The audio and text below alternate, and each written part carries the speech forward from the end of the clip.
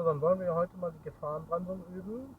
Tipp mal am Bildschirm, falls jemand noch wissen möchte. Links wollen wir abbiegen, left. Right before left, that's okay. Und jetzt machen wir gleich die Gefahrenbremsung. So, you know where we are. And we stop here on the right side. Normal stop, please. Normal stop. Normal stop straight. Normal stop straight. Normal stop straight. Not like this. You want to start and then you go in the green and then you stop there. Yeah, that's not good. Yeah, we want to go straight here. Yeah. Okay. Now we make the magic break. You know how it goes? Yes, after 30. Yeah, a little bit. Not 35, not 35. And then the really important thing is the following. Wait for the command. Ja, wait for the command. Und interessenhalber machen wir das mal so, dass wir etwas einblenden. Und zwar werden wir mal einblenden einen G-Sensor.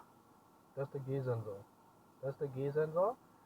Und wie viel G wirken auf den Körper ein? Das können wir gleich mal sehen.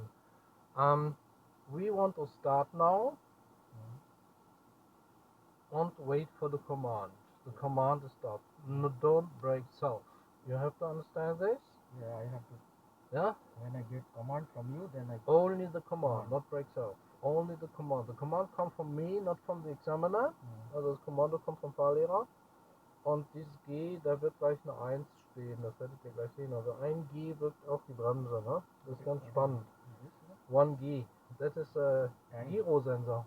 Gyro sensor. The gyro sensor. No? If you make if gas, das ist der Kammsche Kreis. No? If you give gas a little bit. No? Give gas, yeah, and you see that. No? It's coming here. Das ist Beschleunigung und das ist Bremse. You have seen that? Yeah, Bremse. That's a sensor, no? That's in the middle. Okay, so, dann wollen wir mal Gas geben, beziehungsweise no. Fail. Why? How you start? Wie starten wir jetzt? Mach das Ding doch mal sauber. Warum? Ach Mann, ist doch hier nichts steril. Lass das Ding mal sauber machen. Hört auf. Guck mal hier in rosa. So, alles klar. Hat aber nichts mit meiner Gesinnung zu tun. Nein, alles gut. So, sauber genug.